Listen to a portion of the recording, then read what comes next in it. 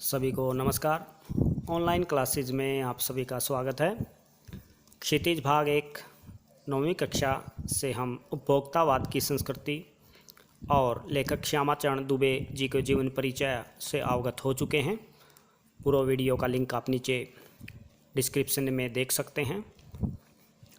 आप चलते हैं अभ्यास के महत्वपूर्ण प्रश्नों और उत्तरों की ओर, जिसको आपने लिखना है और याद करना है। तो देखिए, सबसे पहला प्रश्न, उपभोक्तावाद की संस्कृति आपने पाठ पढ़ लिया है, तो वहीं से अभ्यास के ये प्रश्न लिए गए हैं।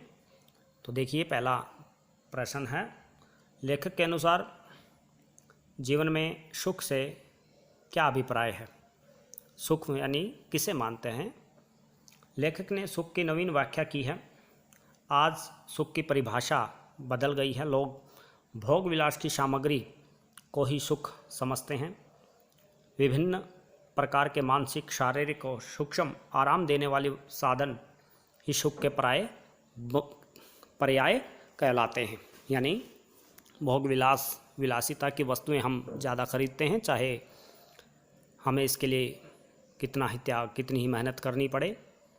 इस प्रकार आजकल लोग केवल उपभोग के साधनों को भोगना ही आनंद यानी सुख मानते हैं। यह आप उत्तर में लिख सकते हैं। पाठ में आपने पढ़ लिया था कि किस प्रकार लोग विलासिता की वस्तुओं की ओर बढ़ते हैं, उनके पीछे दौड़ रहे हैं, वही सुख मानते हैं। ये बात उसमें लिख सकते हैं। अगला प्रश्न देखिए, आज की उपभोक्तावादी संस्कृति हमारे दैनिक जीवन को किस प्रकार प्रभावित कर रही है? यानी उपभोक्तावादी जो संस्कृति है, ज़्यादा से ज़्यादा उपभोग करने की जो प्रवृत्ति है, हमारे दैनिक जीवन को किस प्रकार प्रभावित करती है? उत्तर देखिए, आज की उपभोक्तावादी संस्कृति हमारे दैनिक जीवन को पूरी तरह से प्रभावित कर रही है। आजकल उपभोक्तावादी संस्कृति के प्रचार प्रसार के कारण हमारी संस्कृति की पहचान, परंपराएं, आस्थाएं घटती जा रही हैं। हमारे सामाजिक संबंध संकुचित होने लगे हैं, यानी कम हो गए हैं। जो संबंध थे बिगड़ गए हैं। आपसी भाईचारे की बात हो या प्रेम की बात हो, सौहार्द की बात हो, सब जो है बदल गया है। मन में अशांति, आक्रोश बढ़ गया है। आज हर तंत्र पर विज्ञापन हावी है। परिणाम स्वरूप हम वही खाते पीते और ओढ़ते पहनते हैं जो आज के विज्ञापन हमें कहते और दिखाते हैं। उपभोक्तावादी संस्कृति के कारण हम धीरे धीरे इनके दास बनते जा रहे हैं। सारी मर्यादाएं और नैतिकताएं समाप्त होती जा रही हैं तथा मनुष्य स्वार्थी तथा आत्म केंद्रित होता जा रहा है। अंधाधुंध इनके पीछे भागते हुए विकास का लक्ष्य हमसे दूर हो गया है और हम लक्ष्यहीन होते जा रहे हैं। यानी पश्चिमी सभ्यता संस्कृति को अपनाते हुए हम भोग विलास की ओर बढ़ते जा रहे हैं। भारतीय संस्कृति परंपराओं को भूल रहे हैं। ये बात इसमें कही गई है, जो आपने समझनी है और लिखनी है। आगे चलते हैं। अगला प्रश्न देखिए, गांधी जी ने उपभोक्ता संस्कृति को हमारे समाज के लिए चुनौती क्यों कहा है? उत्तर देखिए, गांधी जी सामाजिक मर्यादा नीति और नैतिकता के पक्षधर थे। गांधी जी चाहते थे कि हम लोग सदाचारी, संयमी और नीतिज्ञ बने, यानी नीतियों को पालन करने वाले बने, जानने वाले बने, ताकि लोगों में परस्पर प्रेम, भाईचारा और अन्य सामाजिक सरोकार बढ़े। यानी भाईचारा बना रहे, प्रेम भावना, नैतिकता जो है बनी रहे। लेकिन उपभोक्तावादी संस्कृति इन सब के विपरीत चलती है। हम भोग विलासिता, होड़ की भावना को बढ़ावा दे रहे हैं, जिसके कारण नैतिकता तथा मर्यादा का ह्रास होता है। यानी नैतिकता और मर्यादा जो है कमज़ोर हो जाती है। गांधी जी चाहते थे कि हम भारतीय अपनी मौलिकता, सभ्यता और संस्कृति पर कायम रहें। उपभोक्तावादी संस्कृति से हमारी संस्कृति के अस्मिता का ह्रास हो रहा है। हमारी अस्मिता, हमारी इज्जत जो है, हमारी संस्कृति जो है गुम हो रही है। यह बात आप लिख सकते हैं। उपभोक्ता संस्कृति से प्रभावित होकर मनुष्य स्वार्थ केंद्रित होता जा रहा है, जो भविष्य के लिए एक बड़ी चुनौती है, क्योंकि यह बदलाव हमें सामाजिक पतन की ओर अग्रसर कर रहा है। ये बात आप लिखेंगे। अगला प्रश्न पूछा गया है, आशय स्पष्ट करें। जाने अनजाने आज के माहौल में आपका चरित्र भी बदल रहा है और आप उत्पाद को समर्पित होते जा रहे हैं।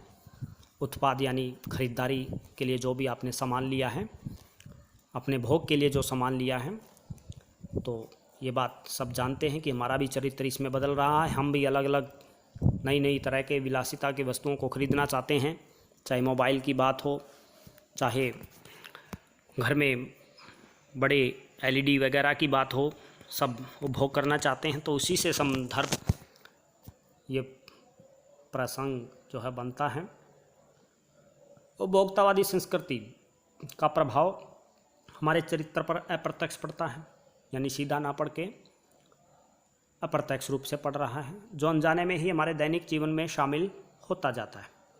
इसके प्रभाव में आकर हमारा चरित्र बदलता जाता है। हम उत्पादों का उपभोग करते करते न केवल उनके गुलाम बन गए हैं, बल्कि अपने जीवन का लक्ष्य भी उन्हें उपभोग करना ही मान बैठते हैं।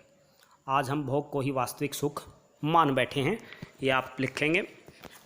इसको आप एक उदाहरण के द्वारा भी समझ सकते हैं, लिखना चाहे तो लिख सकते हैं। जैसे आज कोई बालक मोबाइल आदि का उपभोग करना चाहता, अपने पास रखना चाहता है, लेकिन उसके उपभोग, उसके सुख के साथ वह अपनी जिम्मेदारी, अपनी शिक्षा को काफ़ी जो है नकार देता है, छोड़ देता है, जिससे उसका भविष्य खराब हो जाता है। तो यही से आप लिख सकते हैं। इस प्रकार हम कह सकते हैं कि हमारा चरित्र भी बदल रहा है।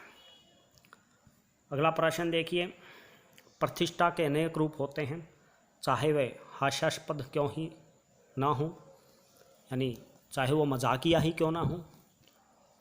हास्यास्पद जो है मजाक से संबंधित है, जिस पे हंसी आती है।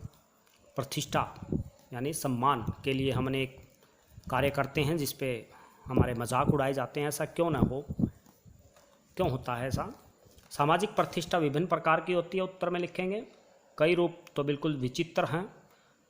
हास्यास्पद का अर्थ है हंसाने योग्य, हंसने योग्य। लोग अपनी सामाजिक प्रतिष्ठा को बनाए रखने के लिए ऐसे कार्य और व्यवस्था करते हैं कि अनायास हंसी फूट पड़ती है। जैसे अमेरिका में अंतिम संस्कार और अंतिम विश्राम स्थल के लिए जीवित रहते हुए अच्छा प्रबंध करना ऐसी ही झूठी प्रतिष्ठा का उदाहरण है, जिसे सुनकर हंसी आती है। यानी अमेरिका में लोग जो हैं अपने जो अंतिम संस्कार है, यानी जहाँ पर उनको दफनाया जाना है, उसके लिए पहले ही वो अच्छी जगह चुन लेते हैं, उसके लिए पैसे देते हैं। तो ये मूर्खता वाली बात प्रतिष्ठा दिखाने के लिए सामने आती है। तो ऐसे विषय हास्यास्पद ही हैं। अगला प्रश्न देखिए, कोई वस्तु हमारे लिए उपयोगी हो या ना हो, लेकिन टेलीविज़न पर दिखाए गए विज्ञापन देखकर हम उसे खरीदने के लिए लालायित हो जाते हैं, क्यों? तो ये प्रश्न आप स्वयं भी उत्तर इसका लिख सकते हैं। विज्ञापनों का प्रभाव सूक्ष्म, लुभावना और सम्मोहक होता है।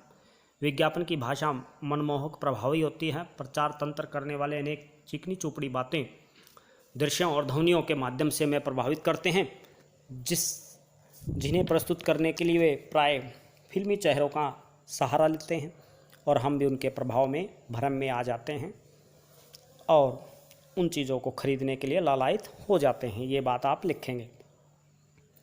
अगला प्रश्न देखिए, आपके अनुसार वस्तुओं को खरीदने का आधार वस्तु की गुणवत्ता होनी चाहिए या विज्ञापन? तर्क देकर स्पष्ट करें। यानी वस्तु अच्छी हो इसलिए खरीदी जाए, या वस्तु का विज्ञापन अच्छा हो रहा है इसलिए खरीदी जाए।